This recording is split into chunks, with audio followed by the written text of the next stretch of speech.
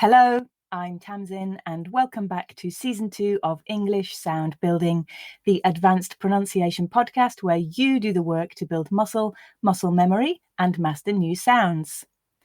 As always, remember that successful communication is possible in any one of the thousands of global English accents, and there are no ideals. We're simply here to have fun playing with sound. If you find it useful to read as you listen, remember there's a script for this podcast on my Patreon page. That's www.patreon.com/EnglishBrickByBrick. Everything's free on there. Just scroll down on the main page and you'll get to the scripts. I am a one-person team writing, recording, and editing these in my free time, though. So if you are able to support me, I really appreciate it. I started this podcast for my online students. And if you are a high, upper intermediate to advanced learner and you'd like to become one of them, either as a one-off or on a regular basis, I now have some availability in my schedule. Again, check out the episode notes where there is a link to my italki profile. That's where I teach online, and I'd love to see you there. So today we're looking at another voiceless and voiced consonant pair, sh and j.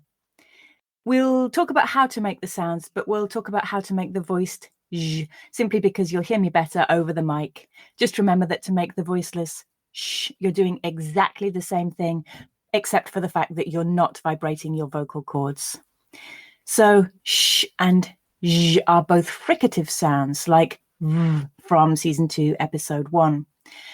And with sh and j, the friction comes from the front of your mouth, where the tongue, teeth, and palate are placed close together, but don't quite touch. It doesn't come from the teeth and the lips, like the sound. So to make the j, I feel the sides of my tongue raise up to meet my upper teeth here, and the tip of my tongue is also tensed upwards, close to but not touching the alveolar ridge. That's the hard bit behind the upper front teeth.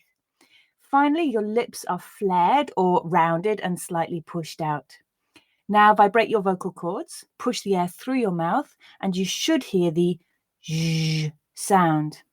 If you don't, play around, either lowering or raising your jaw a few millimeters, or your tongue within your jaw, or pushing your lips out or drawing them in. And hopefully by experimenting with all of those positions, you'll finally arrive at one which gives you the j sound. I do find that my learners tend to be able to make these sounds actually, but it can be quite tricky to make them consistently in all positions. In particular, as with most of these voiceless and voiced pairs, devoicing of the j to sh is something to be looking out for. The sounds can also be easily confused with the s and z sounds, as well as the ch and j, which we'll look at next week. And in fact, as we'll see later, there's some crossover with those sounds for me and for many other first language English speakers too. So these are all things to bear in mind as we go through the words today. So let's start by looking at some common words with sh. Now, I haven't spoken about spelling over the last couple of weeks. Here I will say that the obvious spelling pattern is SH, but the combinations of letters TI, CI, CH, SU, TU, and CE can all make a sh sound. Listen and repeat. Action. Actually. Ancient. Delicious. Dictionary. Dish. Finish. Machine.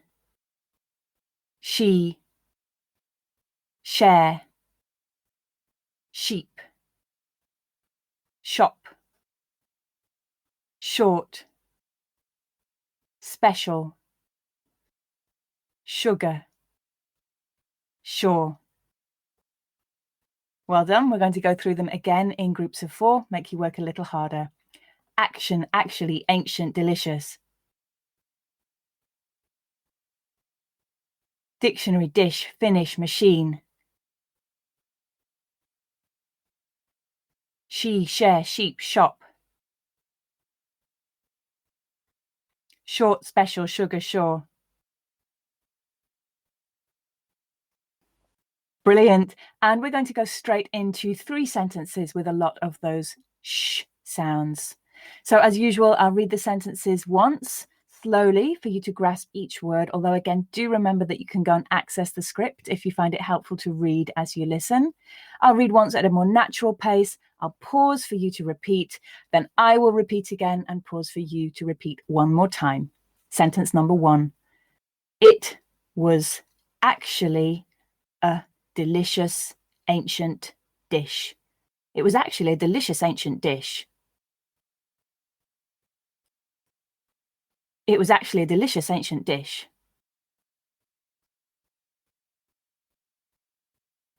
Sentence 2. Be sure to share the special sugar. Be sure to share the special sugar. Be sure to share the special sugar. And sentence 3. The shop machine finished its action. The shop machine finished its action. The shop machine finished its action. Wow, I found that one hard. Let me know how you got on. And in terms of your listening, I think a point which is really interesting to note here is that some English speakers also pronounce the letter S as a sh sound before a ch cluster, and I am one of them. So often in faster speech or in more relaxed speech, I'll refer to the people I teach as my students rather than my students. The same may also happen occasionally for some speakers before a tr cluster. So, for example, stress may become stress. I don't think I do this, but I may do occasionally. It does seem to vary from speaker to speaker and may not be consistent. And I think it's really interesting for you to notice what you do in those places and notice if you do it consistently or inconsistently. This use of the sh sound is definitely not something I would recommend you going out of your way to copy. It's more just about noticing what happens.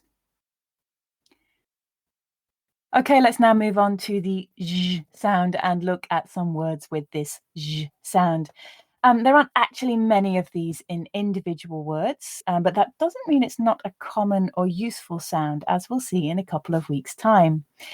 You'll notice that many of these words end in the letters S-I-O-N and U-R-E, and you may notice that some are loan words from French, where this sound in individual words is much more common. And if you've previously learned American English or another world English, do you notice the British English equivalent of eggplant and zucchini in the list below? Listen and repeat. Aubergine, azure, beige, conclusion, courgette, decision, genre, invasion, leisure, massage, occasion, persuasion, pleasure, television, treasure, usually. Well done. And again, we'll go through them in groups of 4, working a little faster. Aubergine, azure, beige, conclusion. Courgette, decision, genre, invasion. Leisure, massage, occasion, persuasion. Pleasure, television, treasure, usually. Fantastic. And then some sentences with a lot of those zh sounds. Sentence 1. The beige and azure mix was a great decision. The beige and azure mix was a great decision. The beige and azure mix was a great decision.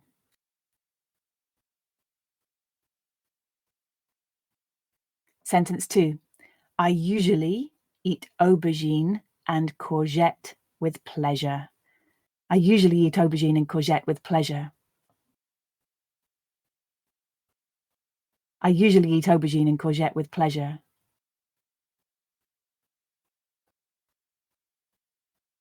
And sentence 3.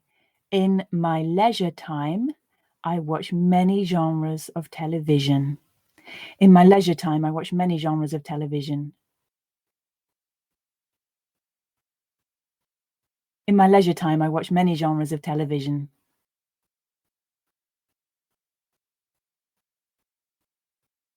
Well done. And finally, let's do just a couple of sentences with a mixture of both sounds. Sentence 1. She treasures luxury massages on occasion. She treasures luxury massages on occasion.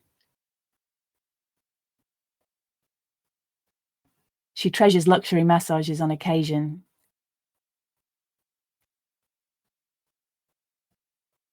And sentence 2. This was actually the conclusion of the ancient invasion. This was actually the conclusion of the ancient invasion. This was actually the conclusion of the ancient invasion.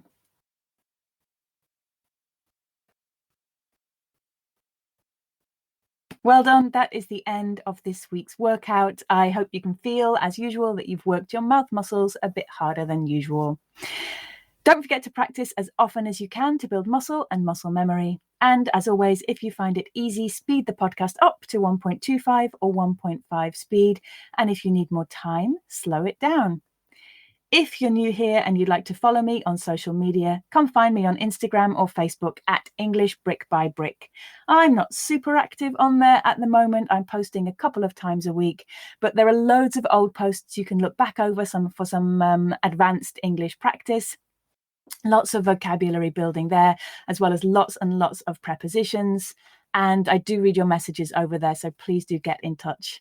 You will also find me on Patreon at www.patreon.com/EnglishBrickByBrick. And as I said at the beginning of the episode, I do have some availability on italki at the moment. It would be great to see some of you over there.